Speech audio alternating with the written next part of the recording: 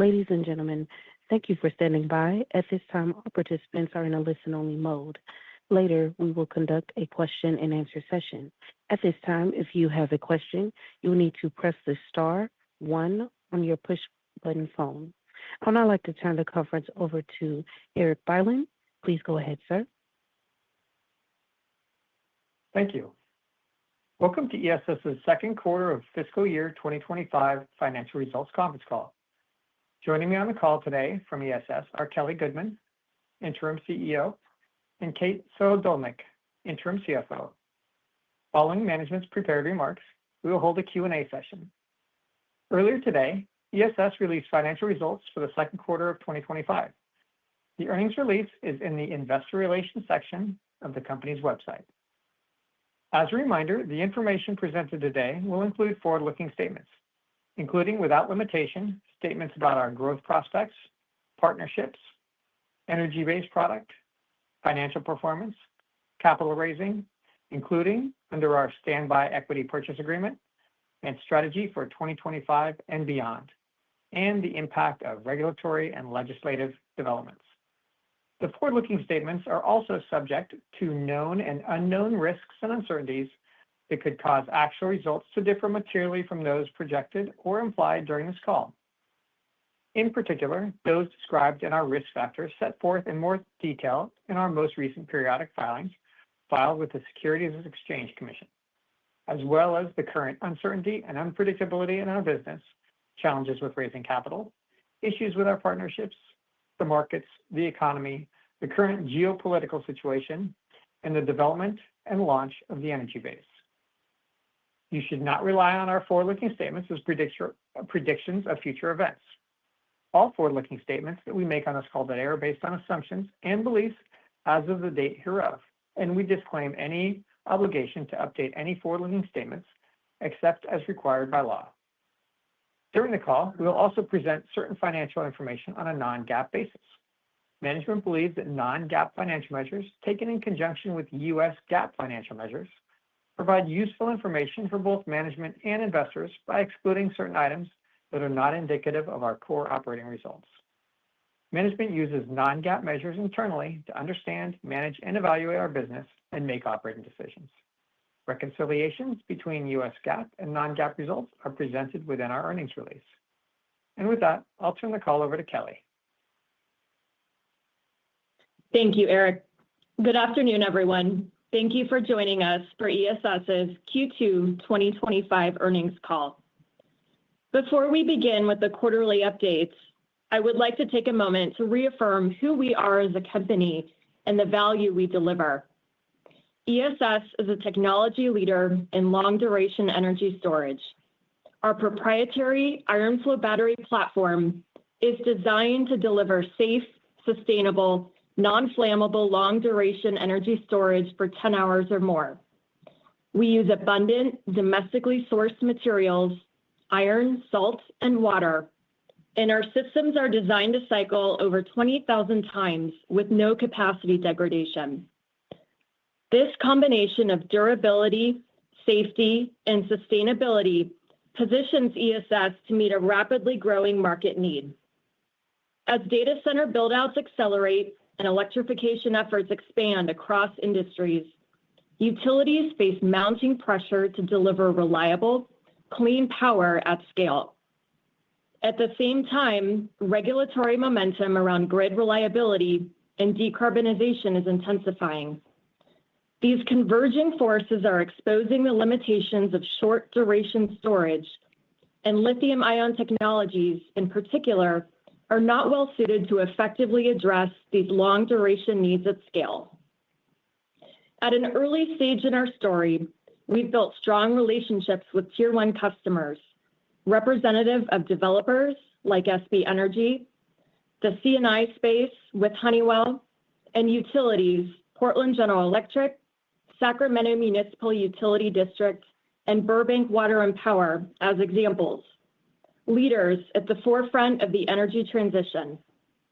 Their continued engagement and partnership gives us the foundation to continue to build a long-term, commercially viable business as demand for long-duration energy storage accelerates. Let me now highlight the 4 key events from the first half of the year. First, we secured up to $31 million in new capital, strengthening our balance sheet and extending our operational runway as we scale deployments.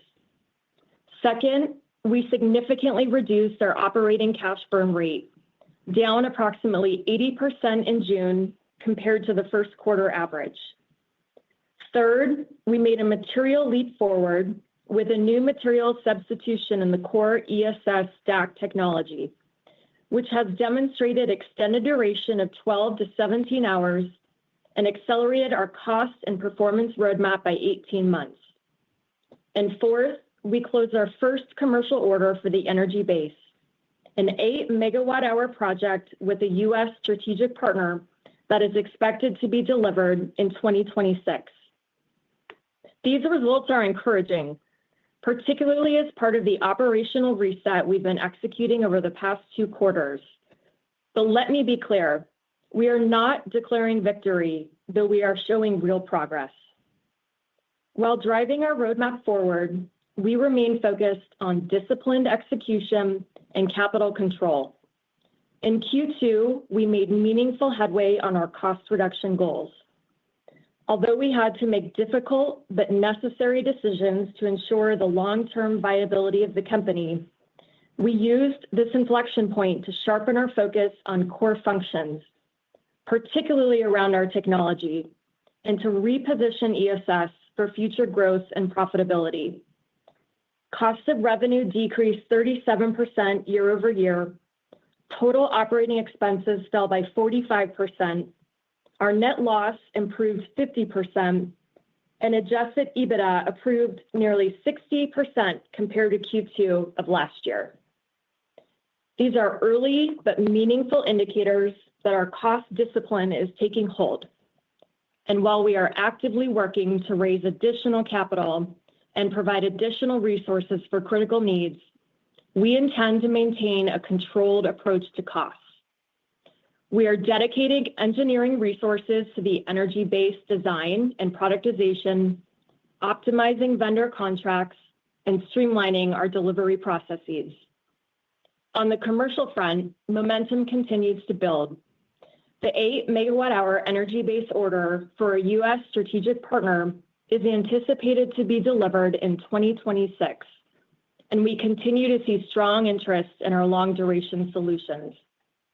We are actively engaged in a growing pipeline of commercial opportunities, including RFP activity that reflects a meaningful step up in both scale and strategic importance for ESS. Notably, 100% of our pipeline is now focused on the Energy Base or core component sales, and our proposal activity exceeds 1.1 gigawatt hours since the Energy Base launch, highlighting the demand from the market and the value it brings to customers seeking safe, sustainable, and scalable storage. As part of our strategic pivot, we took a hard look at how to best position ESS for long-term success, and that starts with having the right leadership in place. We are excited to welcome Jigish Trivedi as our new Chief Operating Officer. Jigish brings over 30 years of experience across technology, product development, manufacturing, and operations, and we look forward to his impact as we begin manufacturing and delivery of our first Energy Base orders in the coming quarters. We have also appointed Kate Suhadolnik as Interim Chief Financial Officer. Kate has served as ESS's controller for over 2 years and brings deep financial and operational expertise. I am confident she will play a critical role in helping us scale with discipline and focus. With that, I will turn it over to Kate to walk through the financial results. Thank you, Kelly, and good afternoon, everyone. Unless otherwise noted, all numbers we discuss today will be on a non-GAAP basis. You'll find the reconciliation of GAAP to non-GAAP financial measures in our earnings release, which is posted to our investor relations website. For the second quarter of 2025, we reported GAAP revenue of $2.4 million, a 294% increase from Q1 of 2025, driven by deliveries of what are expected to be our final energy warehouses and energy centers, to a related party as we prepare for the future shift to sales and operating efforts around the energy-based product. GAAP cost of revenues were $7.5 million, down 15% versus Q1 of 2025. GAAP operating expenses were $6.4 million, down 35% quarter over quarter, as our cost reduction efforts began to take hold. While we remain focused on keeping costs low, we're confident that the organization is right-sized to execute effectively. We've preserved the critical capabilities needed to deliver on our near and long-term priorities and will leverage external resources where needed. As Kelly mentioned, we've recently secured up to $31 million in new capital through a combination of immediate cash inflows and a standby equity purchase agreement for up to $25 million that we can access over a 36-month term. In the first 6 weeks of operating this program, we have already been able to raise over $2 million in capital. This financing package allowed us to strengthen our balance sheet and extend our operational runway as we scale deployments and work to secure additional long-term financing. We ended July with cash and cash equivalents of $7.2 million, a meaningful improvement from the end of the second quarter. Finally, I'd like to provide an update on the impacts of recent legislation and executive actions on our business. While the One Big Beautiful Bill Act, which was signed into law in early July, included a number of changes that significantly impact the availability of investment tax credits that our customers may take advantage of, we believe that our domestic manufacturing and supply chain structure generally should benefit from these changes and make our products even more attractive to our customers. The OBBB left the Section 45X production tax credits regulations, which we qualify for, largely untouched. While tariff and trade restrictions continue to evolve, as we've discussed on previous calls, all of our manufacturing is conducted in our Wilsonville facility, and we do not import foreign cells for U.S. assembly. We have an extremely high degree of American-made inputs from our supply chain. Over 98% of the components in our bill of material are sourced domestically, and therefore our exposure to these changing policies continues to be minimal. Looking ahead, we are energized by the differentiated demand for our storage solutions. With a stronger financial footing and sharper execution capabilities, we are well positioned to capture value as long-duration storage becomes a strategic imperative across markets. That said, our focus remains disciplined execution, value creation, and transparency. With that, I'll hand the call back to Kelly for closing remarks. Thanks, Kate. Looking ahead, we are focused on 3 core priorities. First, delivering on customer commitments. We are laser-focused on manufacturing and delivering our first energy-based systems, ensuring execution excellence and building trust with our partners. Second, scaling with discipline.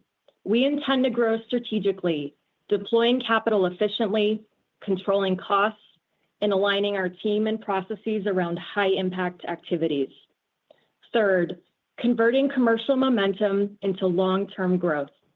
With strong validation from Tier 1 customers and increasing demand for long-duration storage, we are focused on advancing our pipeline and securing multi-year agreements that position us for revenue growth beginning in 2026 and beyond.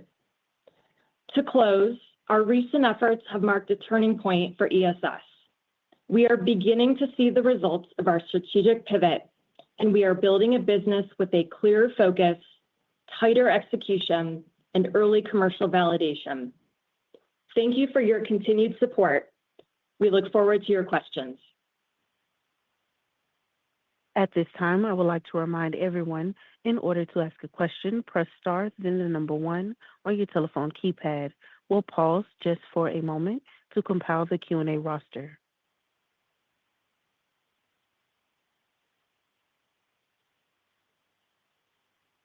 Your first question comes from the line of Justin Clare. Your line is open. Hey, good afternoon. Thanks for the time here. So first, Thanks, just wanted Justin. to start on the energy base. You had mentioned submitting, I think, 1.1 gigawatt hours of proposals for the energy base. So wondering if you could just share, what kind of traction you're seeing with those proposals, any early wins or signs of conversion, and then, when could you expect to receive meaningful feedback on those proposals? Thanks, Justin. So we have already converted one to a win with the sale of the energy base that I mentioned in the remarks. We do expect to be converting some additional proposals to backlog in the back half of this year. So look forward to reporting on that on future calls. I will say, if you consider that we launched the energy base in February and are already, seeing orders and conversion rates that we expect this year, including with utility customers, the pace at which we're able to move from proposal to contracting is something that we're really excited about. Okay, got it. And then just to follow up on that, just thinking through, as you transition from the energy base and the energy warehouse to, energy warehouse and energy center to the energy base, how should we be thinking about the revenue trajectory from here into Q3 and Q4? How might that compare to what we saw in the first half of the year? Yeah, Justin, this is Kate. At this stage, we're not providing any guidance around revenue for the latter half of the year. As Kelly mentioned, we're hoping to close on some contracts in the second half here that will provide us with some more clarity on our future revenue runway, and look forward to giving some updates on that going forward. Okay, got it. So then maybe shifting over, you had recently secured the $31 million in capital, including the standby equity purchase agreement. So just wondering, in total, how much has been secured? I think there was maybe $2 million on the SEPA so far, but just wanted to check in on the, how much of the total amount has been accessed, and then just how you're thinking about equity issuance into, Q3, Q4. How much might be accessed in the coming quarters here? Yeah, Justin, I'll take that one as well. So as we mentioned in the remarks, we ended July with cash and cash equivalents of $7.2 million. So I think that's pretty reflective of what we've been able to bring in so far, including the $2 million we've raised under the SEPA up to this point. Our focus for the upcoming months and quarter will be to maximize on those SEPA proceeds as much as we can, but obviously it's a little difficult to predict exactly how much that will be. It's dependent upon our stock performance and just our ability to really capitalize on that. But it's something we're focused on, extending our runway as much as we can with the mechanisms we have in place at this point. Mm-hmm. Okay, got it. And then I guess it's just on that. I mean, your cash burn did decline pretty meaningfully in June of Q2, so I think it's down 80% from Q1. How do we think about the outlook for the cash burn into Q3, Q4, and I guess what different levers do you have to extend that runway? Yeah, we hope to continue to realize those reductions we saw in June, just continuing to focus on right-sizing the business, cost reductions, working with our vendors to secure extended payment terms where we can to really extend our runway. But there's a few variables there to consider, but I do think we've seen meaningful improvement in our cash burn towards the end of the quarter. And I think just to add on that, okay. I think we've fundamentally shifted our philosophical approach, which is to right-size the business and the business costs in particular to where we are. So we are still out working on a broader capital raise. As we conclude that process, we'll certainly take a look at the company, where costs are, and again, right-size. But I think the important thing for your purposes is really that we intend to continue the disciplined approach, sort of regardless of what the actual number is, that aligns with the direction and the capacity of the business. Okay, got it. Appreciate it. I'll pass it on.